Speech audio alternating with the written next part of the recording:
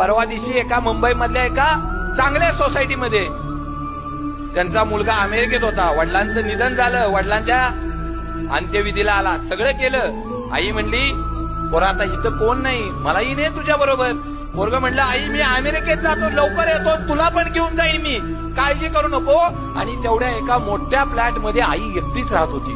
बरेच दिवस गेले. 1, 2, 4, 5, 7 महिने गेले. पोराला लक्षात आलं आई मुंबईत एकटी आहे. पळत पळत मुंबईत आला. फ्लॅटला दाराजवळ गेला. टकटक केलं. कुणी उघडलं नाही. हाक मारली आईला.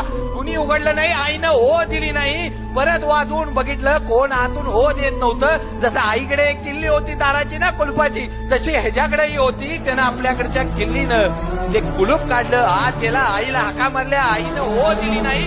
आईच्या बेडरूम जवळ गेला. आईला हाका मारल्या. नाही दिली. आईच्या बेडवर बघितलं. आई आहे का? आई नव्हतीच. फक्त आईचा हाडाचा सापळाच होता रे. आयुष्यात काय कमवलं आम्ही आमच्या आई वडिलांना देखील बघू शकत नाही.